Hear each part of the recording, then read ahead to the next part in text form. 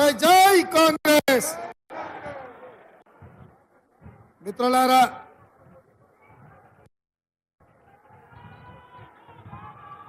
మన్నించాలి.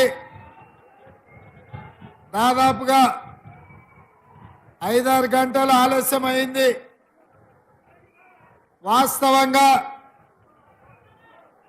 మీ దగ్గరికి సరైన సమయంలోనే రావాల్సి ఉండే, కానీ మన అభిమాన నాయకుడు శ్రీ రాహుల్ గాంధీ గారు రాయ్బరేలీ నుంచి ఎన్నికల పోటీలో నిలబడుతున్నాడని అర్ధరాత్రి సమాచారం రావడంతో ఉదయమే హడావిడిగా రాయ్బరేలీకి వెళ్ళి అక్కడ రాహుల్ గాంధీ గారి నామినేషన్ కార్యక్రమంలో పాల్గొని అక్కడి నుంచి మళ్ళీ బయలుదేరి హైదరాబాద్కు వచ్చి అటు నుంచి ధర్మపురి పోయి అక్కడి నుంచి బై రోడ్ ఆలస్యమైనా ఏది ఏమైనా ఎదురు చూస్తున్న మీకోసం ఈరోజు సిరిసిల్లకు రావాల్సిందే అన్న ఆలోచనతోటి ఇంత ఆలస్యమైన మీ దగ్గరికి వచ్చిన ఇన్ని గంటలు ఎర్రటెండ నుంచి చిమ్మ చీకట్లు పడ్డా మీరందరూ వెల్జాల రాజేందర్ రావు గారిని గెలిపించడానికి కాంగ్రెస్ పార్టీకి అండగా నిలబడడానికి వేలాదిగా ఎదురు చూస్తున్నందుకు మీకు అందరికీ మనస్ఫూర్తిగా ధన్యవాదాలు, కృతజ్ఞతలు.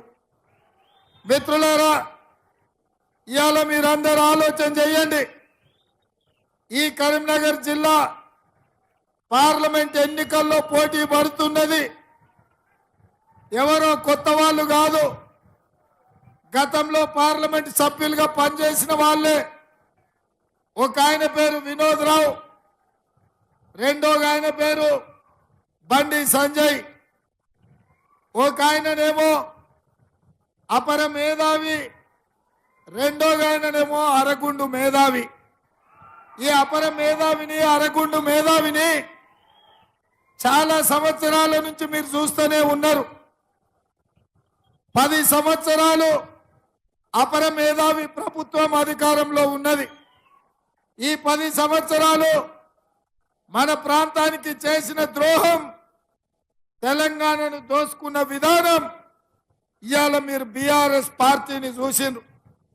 అదేవిధంగా ఈ దేశానికి ప్రధానమంత్రిగా 2014లో బాధ్యతలు చేపట్టి ఈ 10 సంవత్సరాలు తెలంగాణ రాష్ట్రం పట్ల నిర్లక్ష్యం వహించి ఆనాడు పునర్విభజన చట్టంలో మీ ప్రాంత పార్లమెంట్ సభ్యుడిగా, తెలంగాణ ఉద్యమకారుడుగా పొన్నం ప్రభాకర్ గారు, చాలా మంది తెలంగాణ పార్లమెంట్ సభ్యులు పునర్విభజన చట్టంలో తెలంగాణ రాష్ట్రం ఇవ్వడమే కాదు, తెలంగాణ రాష్ట్రం అభివృద్ధి జరగాలి అంటే ఖమ్మం జిల్లాలో బయ్యారం ఉక్కు కర్మాగారం ఇవ్వాలి, వరంగల్లో రైల్వే కోచ్ ఫ్యాక్టరీ పెట్టాలి, రంగారెడ్డి జిల్లాలో ఐటీఐఆర్ కారిడార్ ద్వారా వేల కోట్ల రూపాయల పెట్టుబడులు తెచ్చి ఐటీ రంగంలో లక్షలాది ఉద్యోగ అవకాశాలు ఇవ్వాలని, గిరిజన విద్యార్థులు చదువుకోవడానికి గిరిజన యూనివర్సిటీ ఇవ్వాలని, ఐఐటి ఐఐఎంల ద్వారా ప్రపంచానికే మన మేధా సంపత్తిని ఎగుమతి చేయడానికి, చదువుకోవడానికి యూనివర్సిటీలను ఆనాడు పునర్విభజన చట్టంలో మంజూరు చేయించింది. కానీ దురదృష్టవశాత్తు నరేంద్ర మోడీ గారు ఈ దేశానికి ప్రధానమంత్రిగా బాధ్యత చేపట్టిన తర్వాత ఆయన గుజరాత్ తప్ప ఏ రోజు కూడా తెలంగాణ గుర్తు రాలే. తెలంగాణకి ఇవ్వాలన్న ఆలోచన కానీ ఆనాడు చట్టబద్ధంగా మనకిచ్చిన హక్కులను కానీ ఏ రోజు పట్టించుకోలే. ఇదే కాదు, సాగునీటి ప్రాజెక్టుల్లో కాళేశ్వరం ఎత్తిపోతల జాతీయ ప్రాజెక్టు కానీ, లేకపోతే పాలమూరు రంగారెడ్డి ఎత్తిపోతల పథకాన్ని జాతీయ ప్రాజెక్టుగా తెలంగాణకి ఇవ్వాలన్న ఆలోచన భారతీయ జనతా పార్టీ చేయలేదు. మరి ఇవాళ అటు వినోద్ రావు అయినా ఇటు బండి సంజయ్ అయినా ఏమి చేయలేదు. ఏమి ఇవ్వలేదు తెలంగాణకు. మొన్న జరిగిన శాసనసభ ఎన్నికల్లో 10 సంవత్సరాలు తెలంగాణను పట్టి దోసుకున్న పీడ చీడ బిల్లా రంగాలను బండకేసి కొట్టిండ్రు. 100 మీటర్ల గోతి తీసి పెట్టిండ్రు. బిర్లా రంగాలంటే ఎవరో కాదు, హరీష్ రావు, కేటీఆర్. ఇవాళ బీఆర్ఎస్ అంటేనే బిల్లా రంగ సమితి. ఎందుకంటే దోపిడీలకు దొంగతనాలకు వీళ్ళకు ఆదర్శం బిల్లా రంగాలే. అందుకే ఇవాళ వాళ్ళను మొన్న డిసెంబర్లో జరిగిన శాసనసభ ఎన్నికల్లో వాళ్ళను మన కార్యకర్తలు ఓడించి కాంగ్రెస్ పార్టీని గెలిపించారు. అయితే ఈ మధ్యకాలంలో మనం బీఆర్ఎస్ ను ఓడించినాం, ఇక మనం విజయం సాధించినట్టే అని మన కార్యకర్తలు, మన నాయకులు, మా మిత్రుడు ఆది శ్రీనివాస్ గారు, మా కవ్వంపల్లి సత్యనారాయణ, మా మేడిపల్లి సత్యం, మా కేకే మహేందర్ అన్న, వీళ్ళందరూ కూడా కొంచెం రిలాక్స్ అయిపోయింది. కానీ నేను మా నాయకులకు, మా కార్యకర్తలకు ఒక మాట చెప్పదలుచుకున్నా. డిసెంబర్లో జరిగినవి సెమీఫైనల్స్ లో బిల్లా రంగాలను ఓడించడం. ఇప్పుడు ఫైనల్స్ లో మోడీ, అమిత్ షా తోని రేపు ఫైనల్స్ జరగబోతున్నాయి. ఫైనల్స్ లో మనం బీజేపీని ఓడించాలి. సెమీఫైనల్స్ లో బీఆర్ఎస్ ను పొందబెట్టినాం, ఇప్పుడు బీజేపీని ఢీ కొనబోతున్నాం. ఇవాళ మోడీని ఓడించబోతున్నాం మన కార్యకర్తలు అండగా నిలబడి. అందుకే మిత్రులారా, ఇవాళ మీరు ఆలోచన చేయండి. ఈ తెలంగాణ రాష్ట్రంలో జరుగుతున్న పరిణామాలు, తెలంగాణకు రావాల్సిన హక్కులు, నిధులు ఇవాళ కేంద్ర ప్రభుత్వం నిర్లక్ష్యం చేసి నరేంద్ర మోడీ గారు మన తెలంగాణను అవమానించాడు. మన పార్లమెంటు బడ్జెట్ సమావేశాలలో తెలంగాణకు నిధులు ఇవ్వలేదని మేము అడిగితే ఆయన తెలంగాణ రాష్ట్ర ఏర్పాటు ప్రక్రియనే తప్పు పట్టిండు, తెలంగాణ రాష్ట్ర ఏర్పాటును అవమానించాడు. నరేంద్ర మోడీ పార్లమెంట్ సాక్షిగా తల్లిని చంపి బిడ్డను బతికించిండ్రు, పార్లమెంటు తలుపులు మూసి తెలంగాణ బిల్లును ఆమోదించిండ్రు అని ఒక ప్రధానమంత్రిగా మాట్లాడాడు. నేను అడుగుతున్నా భారతీయ జనతా పార్టీ నాయకులను, బండి సంజయ్ని, ధర్మపురి అరవిందులు తెలంగాణ రాష్ట్ర ఏర్పాటు ప్రక్రియనే అవమానించి మనకు అన్యాయం చేసిన నరేంద్ర మోడీకి తెలంగాణ రాష్ట్రంలో ఓట్లు అడిగే హక్కు, నైతికత ఉన్నదా అని నేను అడుగుతున్నా. మా రాష్ట్రాన్ని అవమానించి నువ్వు మమ్మల్ని వచ్చి ఓట్లు అడుగుతావా? మా ప్రాంతానికి నిధులు ఇవ్వని నువ్వు, మా ప్రాంత అభివృద్ధిని అడ్డుకున్న నువ్వు మా తెలంగాణను ఎట్లా ఓట్లు అడుగుతావని నేను ఈరోజు మీ ద్వారా బీజేపీని ప్రశ్నిస్తున్నా.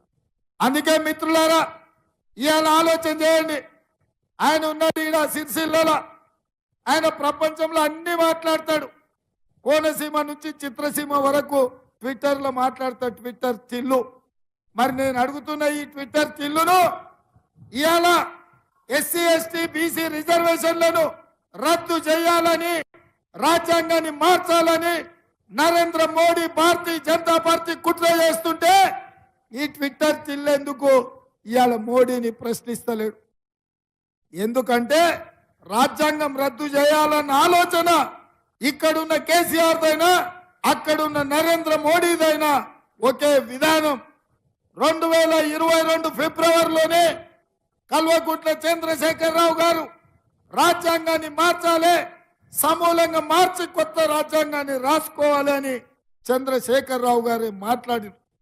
నేను ఇవాళ తెలంగాణ మేధావులను, కవులను, కళాకారులను ఇవాళ ఆలోచన చేయమని నేను అడుగుతున్నా. ఇవాళ 400 సీట్లు కావాలని, 400 సీట్లు ఇస్తే రాజ్యాంగాన్ని మారుస్తామని, ఎస్సీ ఎస్టీ బీసీ రిజర్వేషన్లు రద్దు చేస్తామని భారతీయ జనతా పార్టీ అంటుంది. ఇవాళ మా దళిత, గిరిజన, బలైన వర్గాల సోదరులను నేను అడుగుతున్నా. మన ఓట్ల ద్వారా, మనం గెలిపించిన సీట్ల ద్వారా మన సమాజంలో ఆనాడు డాక్టర్ బాబాసాహెబ్ అంబేద్కర్ అందించిన రిజర్వేషన్లను రద్దు చేస్తామంటే మనం చూసుకుంటూ ఊరుకుందామా? ఇది సమాజానికి మంచిదా అని నేను అడుగుతున్నా. అందుకే ఇవాళ రిజర్వేషన్ల రద్దు గురించి బీజేపీ మాట్లాడుతుంటే బీఆర్ఎస్ ఒక్క మాట కూడా మాట్లాడతలేదు. చంద్రశేఖరరావు నిన్న మొన్న బస్సు యాత్ర చేసిండు, కొడుకేమో కారు ఖరాబ్ అయింది అంటున్నాడు. నేను ఒక మాట గుర్తు చేయదలుచుకున్న కేటీఆర్కు, కారు ఖరాబ్ అయ్యి షెడ్డుకు పోయింది అంటుండు. కార్ఖానా నుంచి మళ్ళీ వాపసు రాదు, అది తూకానికి అమ్మాల్సింది. ఎందుకంటే అది అన్నం చెడ్డది, ఇంకా ఉపయోగం లేదు. అందుకే ఇవాళ కార్ఖానకు పోయిన కారు అక్కడి నుంచి జుమ్మరాత్ బజార్లో తూకానికి అమ్మాల్సిందే, వాపసు వచ్చేది లేదు. ఆ సంగతి చంద్రశేఖరరావు తెలుసు. అందుకే నిన్న మన ఆయన బస్ వేసుకొని బయలుదేరి నేను చూసిన ఆయన మహబూబ్నగర్ పోయిండు, నాగర్ కర్నూలు పోయిండు, మిర్యాలగూడ పోయిండు, సూర్యాపేట పోయిండు, భువనగిరి పోయిండు, ఆడుకో ఈడుకో తిరుగుతున్నాడు. ఆయన యాస, ఆయన భాష, ఆయన కష్టం చూస్తుంటే తిక్కలోడు తిరణాలకు పోతేనంట ఎక్కనిక దిగనికనే సరిపోయిందంట. చేసింది ఏమి లేదంట, చూసింది ఏంది లేదంట.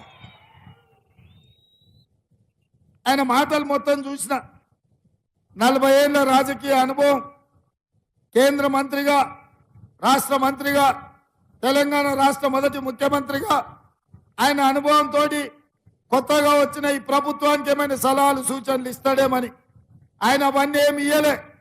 100 రోజులు ఆయన ప్రభుత్వాన్ని అప్పుడే దిగిపోవాలి పడిపోవాలా అంటుండు. నేను అడుగుతున్న ఇక్కడ ఉన్న మా మిత్రులను, అయ్యా 100 రోజుల్లో 5 గ్యారెంటీలు అమలు చేసిన మనం దిగిపోవాలంటే 10 ఏళ్ళు తెలంగాణను దోచుకున్నా, ఈ 10 ఏళ్ళు తెలంగాణకు అన్యాయం చేసిన భారతీయ జనతా పార్టీ ఇవాళ అధికారంలో ఉండాలనా?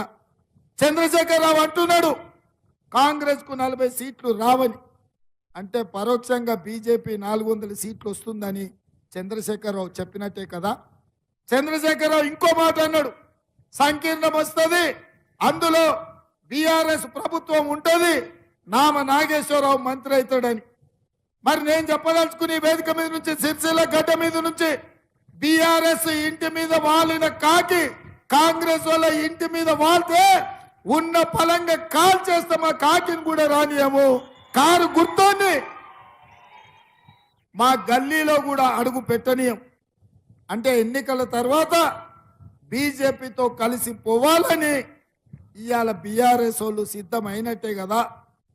లేకపోతే 1, 2 గెలిస్తే అవి తీసుకొని పోయి మోడీకి అమ్మాలన్న ఆలోచన ఇవాళ చంద్రశేఖరరావు చేస్తున్నట్టే కదా. అందుకే మిత్రులారా, 2 సార్లు అధికారం ఇచ్చిండ్రు, ఓసారి 12, ఓసారి 9 ఎంపీలు ఇచ్చిండ్రు. ఏం చేసిండే చంద్రశేఖరరావు? ఈయన కార్లాగా కనిపిస్తుంది, ఢిల్లీకి పోతే కమలం అయిపోతుంది. రైతు వ్యతిరేక నల్ల చట్టాలు కావచ్చు, 377 ఆర్టికల్ కావచ్చు, సిటిజన్ అమెండ్మెంట్ యాక్ట్ కావచ్చు, యూనిఫామ్ సివిల్ కోడ్ కావచ్చు, నోట్ల రద్దు కావచ్చు, జిఎస్టి కావచ్చు, ఈ చట్టాలు తెచ్చినప్పుడల్లా రాజ్యసభలో, లోక్సభలో నరేంద్ర మోడీకి కల్వకుంట్ల చంద్రశేఖరరావు మద్దతు పలికిన మాట వాస్తవం కాదా? ఓట్లేసింది నిజం కాదా? ఇవాళ వీళ్ళిద్దరు కూడబలుక్కొని చీకటి ఒప్పందం చేసుకొని ఎక్కడ కాంగ్రెస్ పార్టీ గెలిచేటట్టుంటే అక్కడ ఒకరికొకరికి అడ్జస్ట్ చేసుకొని ఇవాళ ఎన్నికల బరిలో దిగుతున్నారు. ఇవాళ వినోద్ రావు గారి ప్రచారాన్ని ఒక్కసారి చూడండి, ఎక్కడైనా ప్రచారం జరుగుతుందా? ఎందుకు ఇట్లా వండుకున్నాడు వినోద్ రావు? ఎందుకు బీజేపీని గెలిపించాలనుకుంటున్నాడు? చంద్రశేఖరరావు బిడ్డ బెయిల్ కోసం తెలంగాణను మోడీకి తాకట్టు పెడతాడా? దోపిడీ చేసింది మీరు, దొంగతనం చేసింది మీరు, జైలుకి వెళ్ళింది మీరు. ఇవాళ తెలంగాణ ప్రజల ఆత్మ గౌరవాన్ని ఢిల్లీ సుల్తాన్లకు తాకట్టు పెట్టి మీ బిడ్డ బెయిల్ కోసం తెలంగాణను తెగ నమ్ముతారా అని నేను అడుగుతున్నా. నువ్వెందుకు అడుగుతలేవు నరేంద్ర మోడీని? బయ్యారం ఉక్కు కర్మాగారం ఎందుకు ఇవ్వలేదని మోడీ వస్తే ఎందుకు ధర్నా చేయలే? వరంగల్ రైల్వే కోచ్ ఫ్యాక్టరీ ఇవ్వలేదని ఎందుకు నిలదీయాలి? ఐటీఐఆర్ కారిడార్ గురించి నువ్వు ఎందుకు మాట్లాడాలి? చంద్రశేఖరరావు 100 రోజులు కాలేదు మమ్మల్ని దిగిపోమంటున్నవే. 10 ఏళ్ళైనా తెలంగాణకు అన్యాయం చేసిన మోడీకి వ్యతిరేకంగా ఇవాళ నువ్వెందుకు కార్యక్రమాలు తీసుకుంటలేవు? అంటే ఇవాళ మీరిద్దరు ఒక్కటయ్యి మా మీద దాడులు చేయాలంట. ఇవాళ రిజర్వేషన్లు రద్దు చేయాలన్న బీజేపీని ఇవాళ పరోక్షంగా చంద్రశేఖరరావు సమర్థించే పరిస్థితి వచ్చింది. అదేవిధంగా మిత్రులారా, మా అక్కలు మా ఆడబిడ్డలు వాళ్ళందరి కష్టాలు చూసి వచ్చిన 48 గంటల్లోనే మా పొన్నం ప్రభాకర్ మంత్రిగా ఉన్న ఆర్టీసీ ఆడబిడ్డలకు దాదాపుగా 40 కోట్ల మంది ఆడబిడ్డలు ఇవాళ ఆర్టీసీ బస్సులో ఉచిత ప్రయాణం పొంది 1500 కోట్ల రూపాయలు రాష్ట్ర ప్రభుత్వం నష్టాలలో ఉన్న ఆర్టీసీకి చెల్లించిన మాట నిజం కాదా? ఆనాడు అమ్మగారింటికి పోవాలన్నా అత్తగారింటికి పోవాలన్నా ఇంటి ఆయనను పైసలు అడిగే పరిస్థితి. ఇవాళ ఇంటి ఆయనను అమ్మగారింటి అత్తగారింటికే కాదు, యాదగిరి గుట్టకు పోవాలన్నా భద్రాచలం రాముల వారి తలంబ్రాలకు పోవాలన్నా అనా పైసా పెట్టకుండా మా ఆడబిడ్డలు ఇవాళ ఆర్టీసీ బస్సులో ప్రయాణం చేస్తలేరా? ఒక్కసారి ఆలోచన చేయండి. ఇదే కాదు, ఇంటి ఖర్చులు పెరిగినాయి, పిల్లల చదువుల ఫీజులు పెరిగినాయి. అందుకే ఆడబిడ్డ సంపాదించుకున్న సొమ్ము ఆడబిడ్డకు ఉండాలని మోడీ కేసీఆర్ కలిసి సిలిండర్ను 1200 చేస్తే ఇవాళ కాంగ్రెస్ పార్టీ 500 రూపాయలకే సిలిండర్ ఇచ్చి పేదవాళ్ళను ఆదుకున్న మాట వాస్తవం కాదా? 50 లక్షల కుటుంబాలు ఇవాళ 500 రూపాయలకే సిలిండర్ పొందుతున్న మాట నిజం కాదా? ఇవాళ కరెంటు వ్యవసాయానికే ఉచితం కాదు, పేదవాళ్ళ ఇంటికి కూడా ఉచిత కరెంటు ఇవ్వాలని 200 యూనిట్లు ఉచితంగా 60 లక్షల కుటుంబాలకు ఇవాళ ఉచితంగా కరెంటు ఇస్తున్న మాట నిజం కాదా? అదే విధంగా ఇందిరమ్మ ఇల్లు, పేదవాడికి సొంత ఇల్లు ఆత్మగౌరవం, పేదవాడు ఆత్మగౌరవంతో బ్రతకాలని ఇవాళ 4,50,000 ఇండ్లు 22,500 కోట్ల రూపాయలతోటి ఇవాళ పేదలకు ఇల్లు ఇవ్వాలని మా ప్రభుత్వం నిర్ణయం తీసుకున్న మాట నిజం కాదా? రాజీవ్ ఆరోగ్యశ్రీ ద్వారా పేదవాళ్లకు 10 లక్షల రూపాయలు వైద్యానికి ఉచితంగా ఇచ్చిన మాట నిజం కాదా? 3 నెలల్లోనే 30,000 ఉద్యోగ నియామకాలు ప్రభుత్వంలో చేపట్టి పేద నిరుద్యోగ యువకులకు ఉద్యోగ అవకాశాలు ఇచ్చి వాళ్ళ కళ్ళల్లో ఆనందం, వాళ్ళ కుటుంబాలలో సంతోషాన్ని చూసిన మాట నిజం కాదా? ఇలా బలహీన వర్గాల జనాభా లెక్క కట్టండి, జనాభా దామాస ప్రకారం రిజర్వేషన్లు ఇవ్వాలి, నిధులు ఇవ్వాలని మా పొన్నం ప్రభాకర్ ఆదేశాలు ఇచ్చిన మాట నిజం కాదా? ఇన్ని పనులు మేం చేస్తుంటే మమ్మల్ని దిగిపోవాలని, మమ్మల్ని ఓడగొట్టాలని అక్కడి నుంచి మోడీ, ఇక్కడి నుంచి కేడి ఇద్దరు కలిసి కాంగ్రెస్ కు వ్యతిరేకంగా కుట్రలు చేస్తున్నారు. మిత్రులారా, ఇవాళ అందుకే మీ దగ్గరకు వచ్చిన ఈ సిరిసిల్ల గడ్డ మీద చాలా విషయాలు మాట్లాడదాం అనుకున్నా, అనుకోకుండా ఆలస్యమైంది. అయినా సరే మిమ్మల్ని కలవాలని వచ్చిన మీ ద్వారా ఒక్కటే మాట చెప్పదలుచుకున్నా, ఈ తెలంగాణ రాష్ట్రానికి పట్టిన చీడ పీడ వదిలించే వరకు వదిలేదే లేదు. వచ్చేసారి సిరిసిల్లకు పట్టిన పీడను వదిలించే బాధ్యత నేను తీసుకుంటా, మీరందరూ తీసుకోవాలి. మొన్న జరిగిన ఎన్నికల్లో మహేందర్ అన్న గెలిచినుంటే మీకు బాధలు తప్పేవి. ఇవాళ ఆయన పొంకనాలు కొడుతున్నాడు, చేనేత కార్మికుల గురించి మాట్లాడుతున్నాడు. నేను అడుగుతున్నా, ఈ ఉద్దెరోడు 40,000 కోట్ల రూపాయలు ఉద్దెర పెట్టిపోయింది పోతా ఇక ఆ ఉద్దెర బకాయిలు చెల్లించలేక నేను చేస్తున్నా. మా చేనేత కార్మికులకు కూడా 150-160 కోట్లు బకాయిలు పెడితే మా ఆది సీనన్న, మా పొన్నం ప్రభాకర్ మహేందర్ రెడ్డి గారు వచ్చి మా దగ్గర 275 అంట 275 కోట్లు ఉద్దెర పెట్టిపోయిండు. ఈ ఉద్దెరోడు, ఈ తాగుబోతుల సంసారం ఇవాళ తెలంగాణలో ఉద్దెర బకాయిలు ఎక్కువైనాయి. వీళ్ళు వస్తే నేను మాట్లాడి, నేతన్నలు గీతన్నలు మన వాళ్ళు మనకు ఓట్లేసిండ్రు, మనల్ని గెలిపించిండ్రు, వాళ్ళని ఆదుకోవాలని నేతన్నల కోసం 50 కోట్ల రూపాయలు బకాయిలు విడుదల చేసి ఆ కుటుంబాలను ఆదుకొని ఎన్నికల కోడ్ అయిన వెంబడే మిగతా పైసలు ఇచ్చి మా చేనేత కార్మికుల కుటుంబాలలో సంతోషం చూడాలని అనుకుంటున్నాం. కాళేశ్వరం ప్యాకేజ్ 9 పెండింగ్ ఉంది, ఇంకా పూర్తి కాలే. పాదయాత్రలో నేను చూసిపోయినా, ఈ రోజు కూడా అది అట్లనే పడవ పడ్డది. ఆ పడవ పడ్డ పనులు కూడా చేపించే బాధ్యత నాది. ఇవాళ మేడిగడ్డ మేడి పండు అయింది, అన్నారం పక్కున వలిగింది, సుందిలా ఎట్లుందో ఎవరికి తెలుస్తలేదు. 1,00,000 కోట్లు పెట్టినా అంటాడు. బాగా మెక్కిండు పందికొక్కు లెక్క. ఇవాళ మేడిగడ్డ సుందిళ్ళ అన్నారం ఇవాళ దిక్కులేంది అయిపోయింది. అందుకే ఇవాళ మిత్రులారా ఎన్నో విషయాలు ఉన్నాయి. వీటన్నిటినీ ఇక మిడ్ మానేరు ముంపు గ్రామాల గురించి చెప్తున్నాడు మా ఆదిశీనాన్న. అన్నీ ఉన్నా అల్లు నోట్లో శని అని పెద్దోళ్ళు చెప్పారు. ఏం పోయే కాలం వచ్చిందా? 20 లక్షల కోట్ల రూపాయలు 10 ఏళ్ళ ఖర్చు పెట్టిండు. 7 లక్షల కోట్ల రూపాయలు అప్పులు తెచ్చిండు.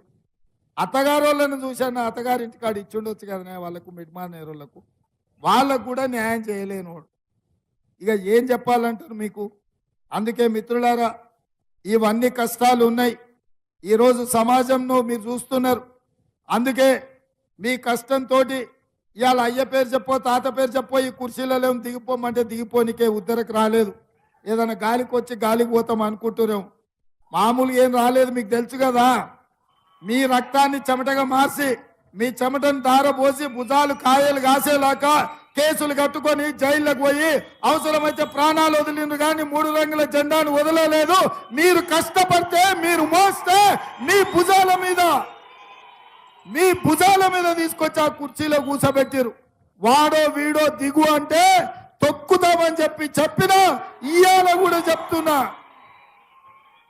బిడ్డ అట్లా ఇట్లా రాలేదు. ఆదిలాబాద్ నుంచి అలంపూర్ వరకు పాదయాత్రలు చేసి నల్లమల అడవు నుంచి తక్కుకుంటూ వచ్చినాం. 10 ఏళ్ళ కుర్చీలో ఉంటాం. పేద ప్రజలకు ఇచ్చిన మాట నిలబెట్టుకుంటాం. పేదలను ఆదుకునే వరకు మన ప్రభుత్వం ఉంటుంది. ఎవరు అదరాల్సిన పని లేదు, ఎవరు బెదరాల్సిన పని లేదు. అందుకే మిత్రులారా ఇవాళ నా విజ్ఞప్తి ఒక్కటే. వినోద్రావుని చూసిండ్రు, బండి సంజయ్ని చూసిండ్రు. వాళ్ళేమో కొత్తోళ్ళు కాదు, కొత్తగా చేసేది లేదు, కొత్తగా చెప్పేది లేదు. అందుకే ఇవాళ మిమ్మల్ని ఒక్కటే అడుగుతున్నా. వెల్చాల రాజేందర్ గారు 10 రూపాయలు ఇంట్లోకెళ్ళి ఖర్చు పెట్టేటోడు. జగపతిరావు గారు 2 సార్లు ఎమ్మెల్యేగా ఎమ్మెల్సీగా తెలంగాణ ఉద్యమకారుడుగా ఈ ప్రాంత ప్రజలకందరికీ తెలిసినోడు. ఇవాళ రాజేందర్ను మీరందరూ ఆశీర్వదించండి. ఇట్లాంటి వాడు చదువుకున్నవాడు ఉంటే ఢిల్లీలో నాకు అండగా ఉంటాడు. మీ చేనేత పరిశ్రమ మీద వేసిన 5% జిఎస్టీ మీద పార్లమెంటులో కొట్లాడాలి. రేపు మన ఇండియా కూటమి ప్రభుత్వం వస్తే ఆ ప్రభుత్వంలో మీ సమస్యల్ని పరిష్కరించడానికి రాజేందర్ లాంటి చదువుకున్న వాళ్ళు పార్లమెంట్ సభ్యులు ఉండాలి. నాలాంటి వాళ్లకు రాజేందర్ లాంటి వాళ్ళు తోడుగా ఉంటే ఢిల్లీలో సమస్యలు పరిష్కరిస్తా, సాగునీటి ప్రాజెక్టులను జాతీయ ప్రాజెక్టుల కింద సాధించుకు వస్తా. అందుకే ఇవాళ తెలంగాణకు అక్కడొకటి ఉంది, బీజేపీ ఇచ్చింది. ఒక్కసారి అది ఇక్కడ ఈర్రా ఏందా అరగుండు తెచ్చిందంటే గాడిద గుడ్డు తెచ్చిండు. మీ అరగుండు బోడిగుండు ఇద్దరు కలిసి తెలంగాణకు తెచ్చింది ఏంటంటే గాడిద గుడ్డు తెచ్చింది. ఇదే కదా. అందుకే ఇవాళ నేను మీకు గుర్తు చేయదలుచుకున్నా. బయ్యారం ఉక్కు కర్మాగారం మనం అడిగితే బీజేపీ ఇచ్చింది. ఏమిచ్చారు మీరు చెప్పాలి, నేను కాదు. బయ్యారం ఉక్కు కర్మాగారం మనం అడిగితే బీజేపీ ఏమిచ్చింది? రైల్వే కోచ్ ఫ్యాక్టరీ మనం అడిగితే బీజేపీ ఏమిచ్చింది? ఐటీఐఆర్ కారిడార్ మనం అడిగితే బీజేపీ ఏమిచ్చింది? IIIT మనం అడిగితే బీజేపీ ఏమిచ్చింది? IIM మనం అడిగితే బీజేపీ ఏమిచ్చింది? నేను ఇప్పుడు బీజేపీ ఏమిచ్చిందంటే మీరు గాడిద గుట్ట అనాలే, మోడీ ఏం తెచ్చిండంటే గాడిద గుట్ట అనాలి. అందరు రెడీనా? రెడీనా? రెడీనా? రెడీనా? రెడీనా? మా మీడియా వాళ్ళు ఏమంటలేరు. మీకేమన్నా వచ్చింది? ఏం రాలే కదా. మీరు కూడా మా తెలంగాణ బిడ్డలే, మా సోదరులే కదా. మీరు కూడా మాకు తోడు అవ్వాలి. బీజేపీ ఏమిచ్చింది? మోడీ ఏం తెచ్చిండు? బీజేపీ ఏమిచ్చింది? మోడీ ఏం తెచ్చిండు? బీజేపీ ఏమిచ్చింది? మోడీ ఏం తెచ్చిండు? బీజేపీ ఏమిచ్చింది? మోడీ ఏం తెచ్చిండు? బీజేపీ ఏమిచ్చింది? మోడీ ఏం తెచ్చిండు? మరి గాడిద గుడ్డు ఇచ్చిన వాళ్ళకు కర్రు కాల్చి వాత పెట్టాలనా లేదా? అందరు సిద్ధమేనా? మరి రాజేందర్ అన్న నువ్వు 1,00,000 ఓట్లతో గెలిపించేది పక్కన పక్కన పక్కన పక్కన నేను 1,00,000 అంటే మీరు పక్కా అనాలి. మరి 1,00,000 1,00,000 1,00,000 1,00,000 1,00,000 1,00,000 1,00,000 1,00,000 1,00,000 1,00,000 వేదిక మీద ఉన్నోళ్ళు చుట్టాల్లాగా కూర్చున్నారా? మీరేమో కష్టపడతారంట, వాళ్ళేమో ఏసీలో కూర్చుంటారంట. ఈసారి వాళ్ళే అనాలి, మీరేమనకూరు. వాళ్ళు ఎంత గట్టిగా అంటారో చూస్తా. 1,00,000 1,00,000 1,00,000 1,00,000 1,00,000 1,00,000 1,00,000 1,00,000 జై కాంగ్రెస్, జై జై కాంగ్రెస్. హస్తం గుర్తుకే, హస్తం గుర్తుకే. ధన్యవాదాలు సోదరులారా. అందరూ జాగ్రత్తగా వెళ్ళండి, ఆలస్యం అయింది. ఎట్టి పరిస్థితుల్లో కరీంనగర్ గడ్డ మీద 3 రంగుల జెండా ఎగరాలి. ధన్యవాదాలు.